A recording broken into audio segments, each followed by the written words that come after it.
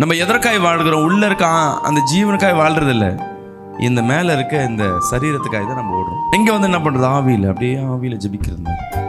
தேவனுக்கு எல்லாம் பார்த்து கொண்டு இருக்காரு. இன்னைக்கு யார் ஒருத்தர் மாம்சத்தை ஜெயித்து ஆவியில ஒருவன் பிறக்கிறானோ அவன் தேவன் பிள்ளையாய் மாறுகிறான். ஹல்லேலூயா. தேவனுடைய சாயலாய் மாறுகிறான். கரங்களை தட்டி விடாமன்னு சொல்லுவோம். உடம்புல பலனே இல்லை கூட உள்ள இருக்க ஆவி என்ன பண்ணும்? செய்யலாம், கொள்ளலான்னு சில பேருக்கு இருக்கும். சில பேருக்கு பலன் இருந்தால் கூட என்னால் முடியாது. ஆனால் தேவன் சொல்லுகிறார், ஆவி உற்சாகமானது, மாம்ச பலவீனமானது. எவன் ஒருவன் மாம்சத்திற்கு இடம் கொடுக்கிறானோ அவன் தேவன் பிள்ளையாக இருக்க போகிறது.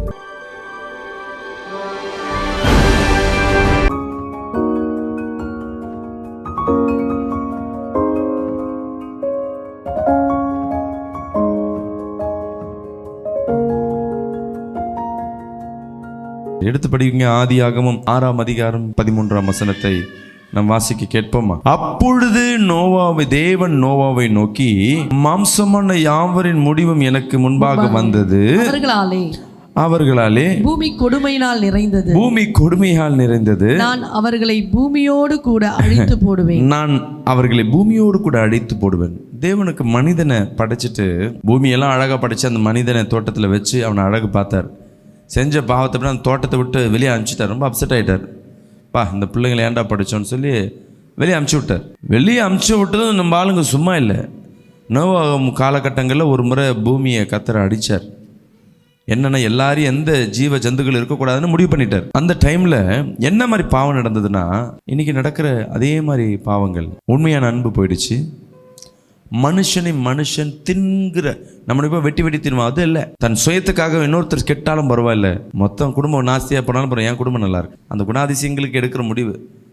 அவங்களுக்கு வீடு இருக்கா, வாசல் இருக்கா தெரியல, எனக்கு வீடு இருக்கு பரவாயில்ல. இந்த ட்ரெயினில் போகும்போது எல்லாம் கிறிஸ்தவர்கள் எங்கே பார்க்கலாம்னா, ட்ரெயினில் போகும்போது அன்ரிசர்வில் போகும்போது பார்க்கலாம். கிறிஸ்தவர்கள்லாம் அங்கே தான் என்ன பண்ணுவாங்க, தன் சாட்சியாக நிற்பாங்க.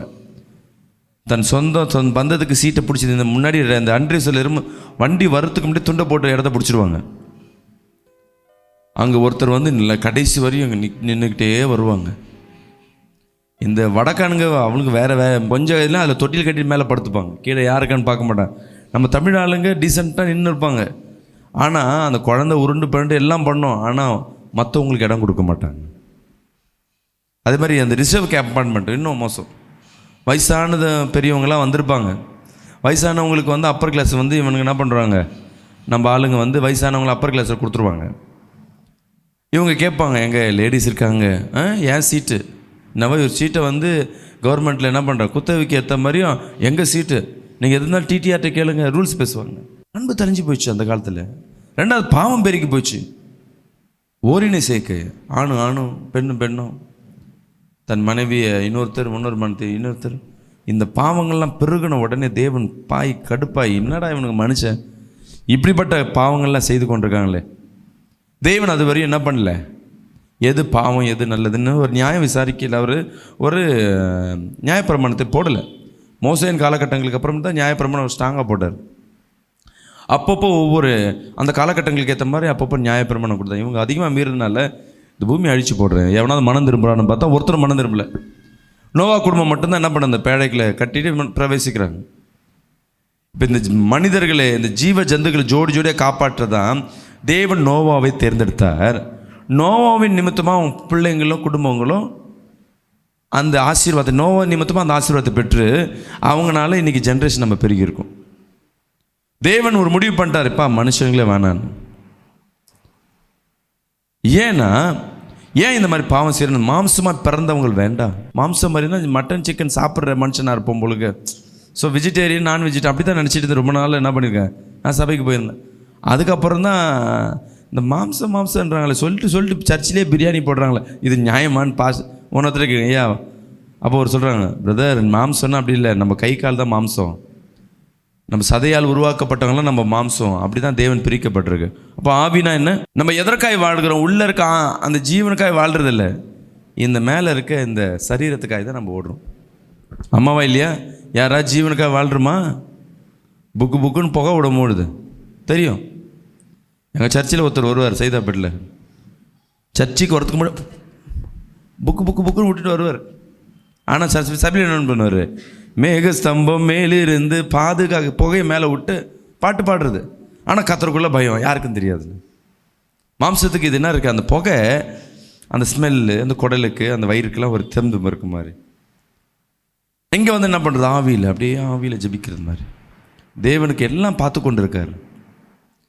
இன்னைக்கு யார் ஒருத்தர் மாம்சத்தை ஜெயித்து ஆவியில் ஒருவன் பிறக்கிறானோ அவன் தேவன் பிள்ளையாய் மாறுகிறான். அல்லேலூயா. தேவனுடைய சாயலாய் மாறுகிறான். கரங்களை தட்டி வராமேன்னு சொல்லுவேன்.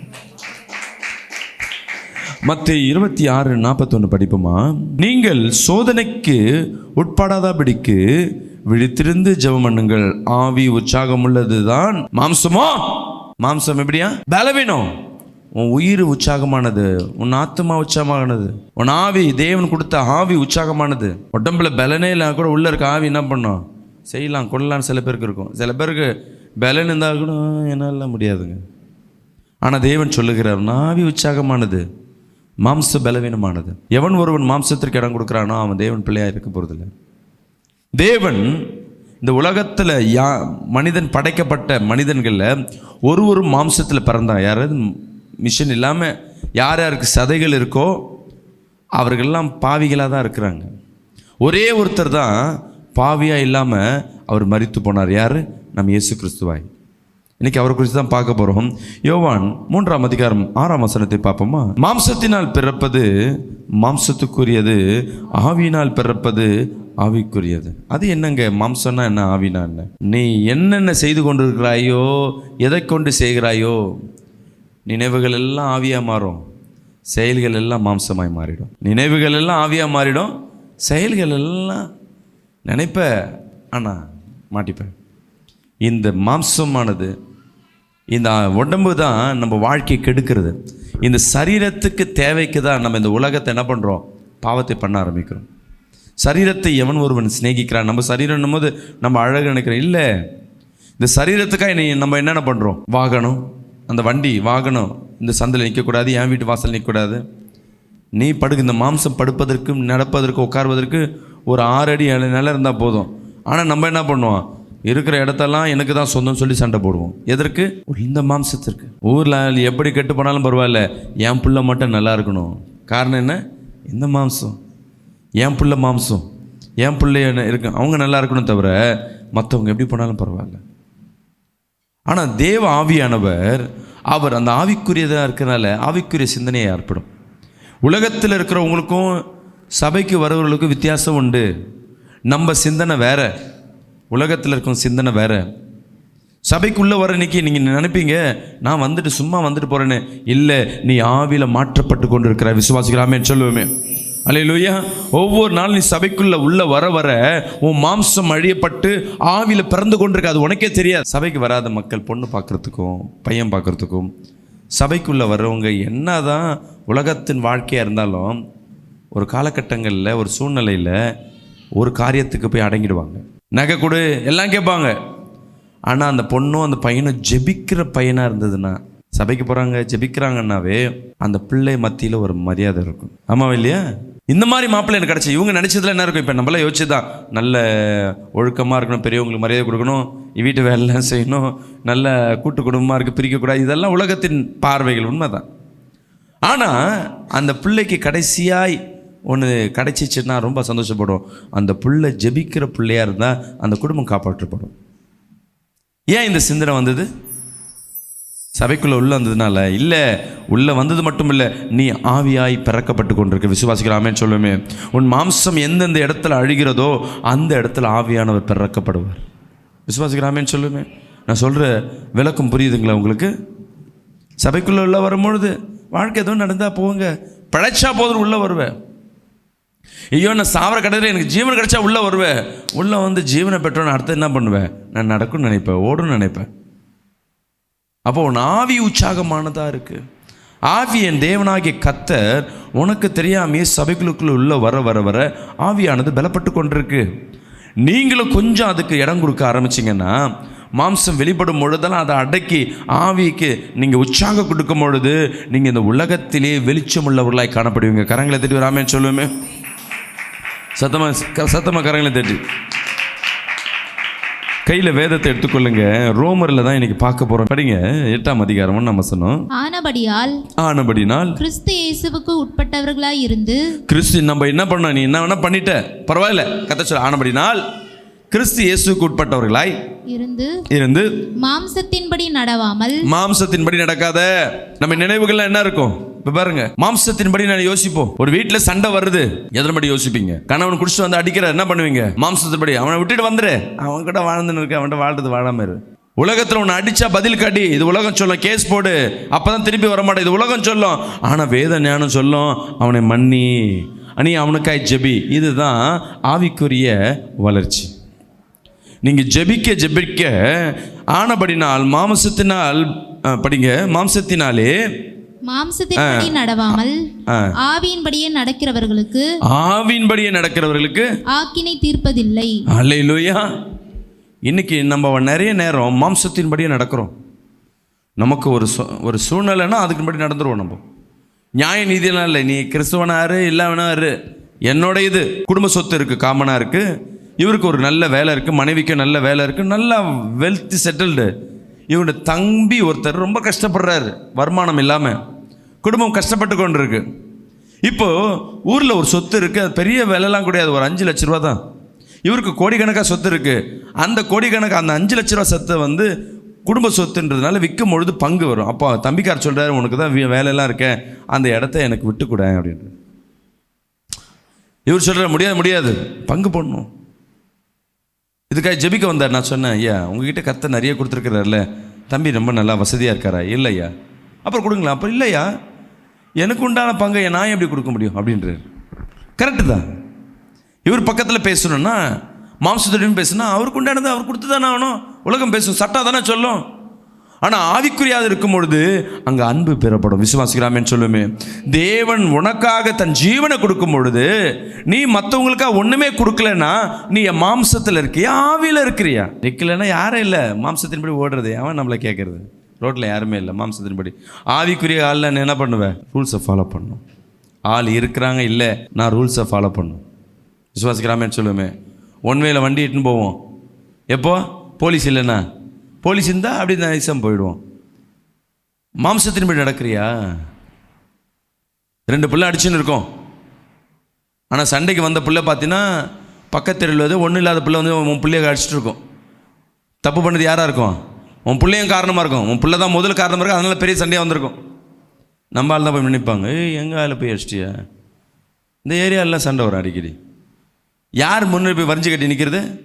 ஆவிக்குரிய மாம்சத்துக்குரிய ஆட்கள். யார் வெளிப்பட்டு கொண்டிருக்கோம்? அந்த இடத்துல ஏசப்பா வெளிப்பட்டிருப்பாரா? இயேசுவின் சிலுவை வெளிப்பட்டிருக்குமா? உன் பரிசுத்தமான வாழ்க்கை வெளிப்பட்டிருக்குமா? உன் ஒயிட் ட்ரெஸ் வெளிப்பட்டிருக்குமா? நீ பூவை விட்டு கொடுத்தியே, பொட்டை விட்டு கொடுத்தியே, மெட்டி எடுத்தியே, இதெல்லாம் வெளிப்படுமா?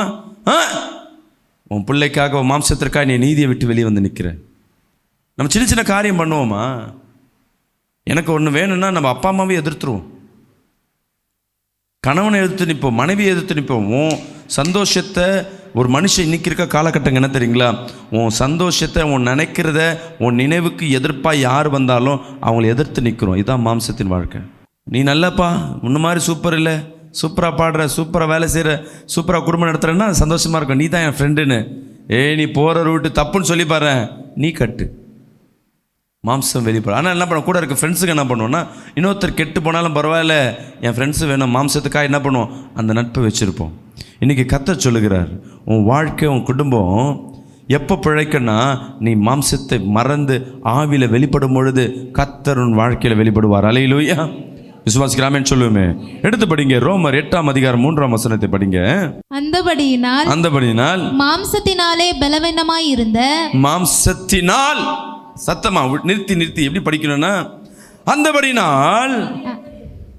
அது எப்படி எனில் மாம்சத்தினாலே பலவீனமாய் இருந்த நியாயப்பிரமாணம் செய்யக்கூடாததை. இவருங்க நியாய பிரமாணம், கர்த்தர் தேவன் ஒரு மனிதனை திருத்துவதற்காக, வழி நடத்துவதற்காக நியாயப்பிரமாணத்தை தேவன் கொடுத்தார். பிறப்பதற்கு முன்பாக வரும்.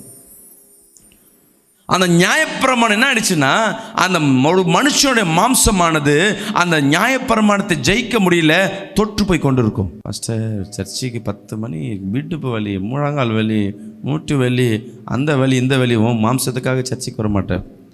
அதுவே கல்யாணம் பிரியாணி சொல்லிப்பார், அந்த கால் வலிலாம் எங்கே போகுதுன்னே தெரியாது. விசுவாசி கால் வலி அந்த அம்மா படிக்கட்டு நடக்கும்போது அந்த சாப்பாட்டுக்கு கல்யாணத்துக்கு இப்படி தான் நடப்பாங்க. இந்த கொஞ்சம் லேடிஸ்லாம் கொஞ்சம் 50 வயசு ஆயிடுச்சுன்னா கொஞ்சம் பெருத்துட்டாங்கன்னா கால் நடந்து இப்படின்னா மடக்கிலாம் நடக்க மாட்டாங்க. இப்படி தான் மூமெண்ட். இன்னும் வாட்ச் பண்ணி பாருங்கள். அந்த படிக்கட்டெல்லாம் கஷ்டப்பட்டு ஏறி நிற்கும். சாப்பாடு கூட்டம் நிற்குதுன்னா பாருங்களேன், அந்த சந்தில் ஒளிஞ்சு நிற்கும் ரொம்ப நேரமாக. சாப்பாடு முன்னாடி உட்காந்துருக்கும், சாப்பிட்றவங்க சீக்கிரம் கிளம்பணும்னு சொல்லி உட்காந்து நின்றுப்பாங்க. 2 மணி நேரம் நின்று இருப்பாங்க, கால் வலி தெரியாது. சாப்பிட்டு முடிச்ச பிறகு தான் கால் வலிக்குது, இந்த இவ்வளோ சத்திரம் இவ்வளோ ஹைட்டாக வச்சுட்டாங்க. ஆனால் சண்டே ஓய்வு நாளுக்கு கல்யாணத்துக்கு போவோம், விருந்துக்கு போவோம், எல்லாம் போவோம். ஆனால் சர்ச்சுக்கு போக மாட்டோம். எவ்வளோ நேரம் காலைல தான் சர்ச்சுக்கு போகணும், திருப்பி ஈவினிங்கு சர்ச்சா? அவருக்கு தான் வேலை இல்லை, உனக்கு வேலை இல்லையா? வேதம் சொல்லுது ஓய்வு நாள் முழுமையாக தேவனுக்காய் கொடுக்குறோம். இன்றைக்கி ஏதோ ஒரு சூழ்நிலை இன்றைக்கி வந்திருக்கலாம், நீ பாக்கியவதி, நீ பாக்கியவான். இந்த வார்த்தையை இன்னைக்கு இந்த வார்த்தையை நீ கேட்டுக்கொண்டிருக்கீங்கன்னா நீங்கள் பாக்கியவதிகள், பாக்கியவான்கள். நியாயப்பிரமாணத்தை நம்ம கை கொடுக்குறோமா? இல்லை. உன் சகோதரனை சிநேகிக்கிறோமா? இல்லை. யார் யார் சகோதரன் சகோதரி சிநேகிக்கல? அவன் வாய் உங்களுக்கு என்ன தெரியும் பாஸ்டர்? என் குடும்பத்தை கெடுத்தாங்க பாஸ்டர், அவங்ககிட்ட நான் பேச மாட்டேன், அவ்வளோதான், மாம்சம் முடிஞ்சு போச்சு, தேவ ஆவியானவர் வெளியே போயிட்டார், நீ வெளியே வந்து நிற்ப. நம்மளுக்குள்ள பெரிய சர்ப்பமானது ஒவ்வொருத்தருக்குள்ளேயும் அப்படியே படம் எடுத்து ஆடுறது, சுருட்டி கத்தர் வச்சு தான் நீ சபைக்குள்ளே வரும்போது தேவன் அது மேலே உட்காந்துருப்பார். நீ கோவப்படும் போது பாவம் செய்யும் போதெல்லாம் தேவனை தள்ளிட்டு அந்த பாடம் வந்து நின்றுக்கும். நான் யார் தெரியுமா? நான் பழைய ஆள் யார் தெரியுமா? மாம்சம் வெளிப்படாது. எடுத்து படிங்க, அடுத்த வருஷம் 4 படிங்கள. மாம்சத்தின்படி நடவாமல் ஆவியின்படி நடக்கிற நம்மிடத்தில் நியாயப்பிரமாணத்தின் நீதி நிறைவேறும்படிக்கே அப்படியே செய்தார். ஹல்லேலூயா. விசுவாசிக்கிறாமே சொல்லுவோமே. நியாயப்பிரமாணத்தை நடக்கணும்னா, நியாயமாக நடக்கணும், ஆவியின் பலன் வேணும். ஆவியான சொல்லணும் இருதயத்தில், எப்பா இதை செய்யாத, இது தப்பு. உன்னோடு பேசிக்கொண்டே இருப்பார். நம்ம சொல்லுவோம், அதுக்கு உலகத்தில் மனசாட்சின்னு சொல்லுவாங்க. தேவ ஆவியான உன்னோடு பேசிக்கொண்டே இருப்பார். அந்த மனசாட்சி வரும்பொழுது, ஐயோ இது அம்மாவுக்கு தெரியாமல் பண்ணுறோம், அப்பாவுக்கு தெரியாமல் பண்ணுறோம், கணவனுக்கு தெரியாமல் பண்ணுறோம், மனைவிக்கு பண்ணுறது, உடனே அது ரிக்கவர் ஆகிடணும். நான் செய்கிறது கரெக்டாக தப்பா நீதியா? நீங்கள் நீதியில் நிற்கும் பொழுது கர்த்தர் உங்களுக்கு பலன் கொடுக்குறவராக இருக்கிறார். ஆமென். அன்பு பிரியமான ஜனமே, நம்ம ஆவி மாம்சன் பேசிக்கொண்டே இருக்கும். நான் சொல்ல சொல்ல உங்கள் இருதயத்தில் நான் எது தப்பு பண்ணி கொண்டிருக்கேன், மாம்சம் வெளிப்பட்டு கொண்டே இருக்கும். நம்ம சாப்பிட்றதுக்கு யார் என்ன பண்ணுவான்னு பரவாயில்ல, எனக்கு சாப்பிட கொடுத்தா பரவாயில்ல, என்னை தூங்க விட்டா பரவாயில்ல, என்னென்ன வேலை செய்யாமல் டிஸ்டர்ப் பண்ணால் பரவாயில்ல, நல்ல அடக்கும் ஆவிக்குரிய வழக்கு, ஆவிக்குரிய அடக்கம். அவர் முதிர் வயது ஊழியம் செய்து அடக்கம் செய்யப்பட்டார். ஆனால் 12 சீடர்கள் மட்டும் சாவு மட்டும் எப்படி இருந்தது தெரியுங்களா? கொடுமையாக இருந்தது, தலைக்கீழ. ஏன்னா இந்த மாம்சம்தான் இயேசுவை என்ன பண்ணிச்சு? மறுதளிச்சது. ஸோ இந்த மாம்சத்தை நான் வெறுக்கிறேன், வாலண்டியாக போய் ஏன் தேவனிடத்தில் இவர் நினச்சிருந்து எவ்வளோ ஜெபம் பண்ண தப்பிச்சிருக்கலாமே, ஏன் தப்பிக்கல? இவங்க அதை என்ஜாய் பண்ணாங்க. விசுவாசிக்கலாமே சொல்லுமே. மாம்சத்தை வெறுத்ததன் பலன் அந்த சாவை ஒப்புக்கொண்டார்கள், ஏற்றுக்கொண்டார்கள்.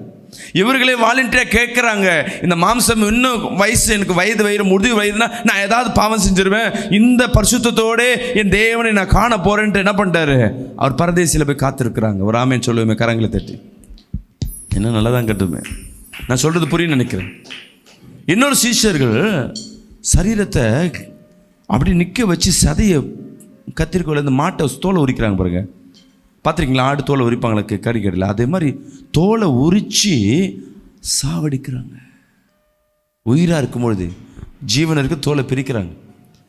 மாம்சத்தை வெறுத்ததுனால தான் அந்த சாவுக்கு அவர்கள் தயாரானாங்க. அவங்க தயாராக இல்லை, இவங்க பலவீனம் பட்டிருக்காங்கன்னா ஏசப்பா அதுலேருந்து என்ன பண்ணிட்டு இருப்பார்? அவங்கள விலைக்கு காப்பாற்றிருப்பார். ஆனால் அவங்க விலைக்கு காக்கிற தேவன் விலைக்கிறதே அவங்க விரும்பலை. ஏன்னா இந்த மாம்சமானது நான் வெறுத்துட்டேன், அதை என்ன வேணால் செஞ்சுக்கடா, என் ஆத்துமாவை தீட்டுப்படுத்த முடியாது. விசுவாசிக்கலாமேன்னு சொல்லுவேமே. கல் எறிகிறாங்க. கல் எறிஞ்சு ஒரு சீசரை கொண்டாங்க தெரியுங்களா? கல்லால் தூக்கி போட்டு அடித்தான். வெறும் கல்லடியிலே செத்தாங்க. அவன் நினச்சா ஓடி ஒளிஞ்சிருக்கலாம். அந்த கல்லெல்லாம் அவருக்கு இந்த மாம்சம் எந்த இல்லைப்பா, என் மாம்சம் எந்தில், இது மண்ணுக்கு போகுது, என் ஆத்துமா அங்கே போகுது. எவ்வளோ என்ஜாய்மெண்ட் அது மேலே இருந்ததுன்னா இந்த மரணத்தை ருசி பார்த்துருப்பார்கள். இயேசு மரணத்தை இவங்க ருசி பார்த்ததுனால, கண்ணுக்கு முன்னாடி இயேசுப்பா அதை என்ஜாய் பண்ணி எடுத்ததுனால இவங்களை மேற்கொண்டாங்கன்னா, இப்போ உங்களை வந்து நீங்கள் மரணம் அவங்கள மாதிரி நம்மளால் முடியாது, அதெல்லாம் தேவையில்லை. ஆனால் அந்த மாம்சத்தை வெறுக்கிற சூழ்நிலைகள் வரும் உன் வாழ்க்கையில். அந்த டைம் உறுதியாரு, நான் வெறுக்கிறேன்னு. சில பேர் மாம்சத்துக்கு நீ விரும்பும்படியாக வரும், அந்த டைம் ரெடியாரு, நான் அதை வெறுக்கிறேன். மாம்சத்துக்கு சப்போர்ட்டாகி சில காரியம் வரும், நான் நீதியாக இருப்பேன். விசுவாசிக்கலாமேன்னு சொல்லுமே. எது நடந்தாலும் சரி, நான் நீதியில் இருக்க. அதான் கத்த சொல்கிறார், ஒவ்வொருவனையும் ஆவியில் பிறக்கிறவனை நீதிமானாய் வைக்கிறேன். விசுவாசிக்கலாமேன்னு சொல்லுவேன். எது நடந்தாலும் நீதின்னு ஒன்று இருக்கும், உன் இருதயத்துக்கு தெரியும். நீ பாவத்தில் பண்ணாலும் அந்த நீதியோடு நீ இருந்து கொண்டே இருக்கிறீன்னா அந்த பாவத்திலேருந்து ஒரு நாள் வெளியே வர முடியும். பாவத்தின் தண்டனையிலேருந்து கொஞ்சம் தப்பிக்க முடியும். நீ நீதியில் இருக்க இருக்க உன்னை தேவன் வெளிச்சத்தின் பிள்ளையாய் வைப்பார். விசுவாசிக்கிறோம், ஆமென் சொல்லுவேன். நீ வேலை செய்கிற இடத்துலையும் உன் மாம்சம் வெளிப்படாமல் ஆவி வெளிப்படுதுன்னா ஆரம்ப தோல்வி போல இருக்கும், ஆனால் உன் முடிவு சம்பூர்ணமாக இருக்குது. விசுவாசிக்கிறோம், ஆமென் சொல்லுவேன். இந்த உலகத்திலும் நீ ஜெயிப்பா, வீட்லேயும் பரலோகத்திலையும் ஜெயிப்பா. நீ போகிற இடத்துலையும் வீட்லேயும் ஜெயிப்பா, உலக வாழ்க்கையிலையும் ஜெயிப்ப, ஊழிய வாழ்க்கையில ஜெயிப்ப. எப்போ? நீ ஆவியில் பிறக்கிற மனிதனாக இருக்கணும். ஆனால் முடித்தோடனே காலை மறிச்சோன்னே அவங்க தெரியாமல் வச்சுருப்பாங்க, ஏய் உனக்கு அறிவு இல்லை, காலை மறிக்கிற, கொஞ்சம் தள்ளின்னு இல்லை. இங்கே என்ன வெளிப்பட்டுச்சு? ஆவியா மாம்சமா? மாம்ச வலினால தானே திட்டினேன். விசுவாசிக்கிறாமேன்னு சொல்லுவேன். இன்றைக்கி ஒரு முடிவு எடுங்க. உங்கள் வாழ்க்கையில் இங்கே இருக்கிறது கொஞ்சம் ஜனமாக இருந்தாலும் உங்கள் வாழ்க்கை உடனே மாறணும். உங்கள் வாழ்க்கையில் ஒரு வெளிச்சம் வரணும், வருமானம் வரணும், சமாதானம் வரணும், பெருகணும். என் பிள்ளைகள்லாம் இந்த வீட்டில் இந்த இடத்துலலாம் வாடகை வீட்டில் சொந்த இடத்துல வரணும். நீ முயற்சி பண்ணுற. இன்றைக்கி மாம்சத்தை வெறுத்துப்பார், தானாக வரும். எல்லாம் சொத்து வச்சுருக்கவங்களாம் பாருங்கள், எல்லாம் சொத்து இருக்கும். எனக்கு எந்த ஊரில் சொத்து இருக்குது, அந்த ஊரில் சொத்து இருக்குது, அப்படி இருக்குன்னு சொத்து இருக்கேன். ஆனால் தூக்கம் வராது, சாப்பாடு இருக்காது, வீட்டில் சமாதானம் இருக்காது. அவன் எங்கேயோ லாட்ஜிலேயோ இல்லை கிளப்லேயோ உட்காந்துன்னு இருப்பான். நமக்கு எந்த டாக்குமெண்ட்லேயும் சொத்து இல்லை. ஆனால் ஓலை வீடு இருந்தாலும் ஓடு வீடு இருந்தாலும் அந்த இடத்துல ஒரு சமாதானத்தோடு ஒரு உறக்கமும் ஆரகாரமும் கிடைக்கும். இன்றைக்கி ஒப்பு கொடுங்க. அப்படியே எழுந்து நின்று, இயேசுவே என் ஆவி பெருக்குங்கப்பா, என் மாம்சம் அழியணும் சொல்லுங்கள். ஒப்பு கொடுங்க. நீ மாம்சத்தில் எங்கெங்கே தோற்று போயிருக்க, எங்கெங்கே விழுந்து போயிருக்க, அந்த இடத்துலாம் அப்பா ஆவியானவரே என்னை பலப்படுத்துங்கப்பான்னு கேளுங்க. அப்பா என்னை பலப்படுத்துங்க, நான் வாழ்க்கையில் ஜெயிக்கணும், நீ சொன்னபடியே நான் வாழணுமப்பா. நீங்கள் என் வாழ்க்கையில் என்னென்ன திட்டம் வச்சுருக்கீங்களோ அந்த திட்டம்லாம் என் வாழ்க்கையில் நடக்க கிருபை தாருங்க. உங்களுடைய மகிமை, உங்களுடைய கிருபை எங்கள் மத்தியில் இறங்கும்படியாக செய்யுங்க. அன்பின் தகப்பனே, இங்கே வந்திருக்க ஒவ்வொருத்தரையும் தொடுவீராக. இந்த நாள் அப்பா நேரில் பார்க்குற ஒவ்வொருத்தரையும் தொட்டு கொண்டிருப்பதற்காக நன்றி. அப்பா மாம்சத்தை வெறுத்து ஆவியில் பிறக்க கிருபை தருவீராக. அப்பா நீர் சொன்ன வாழ்க்கையை நாங்கள் வாழ, இந்த ராஜ்யத்தில் பிரவேசிக்க எங்களுக்கு கிருபை தாருங்க. இயேசுவின் நாமத்தில் ஜெபிக்கிற நல்ல பிதாவே.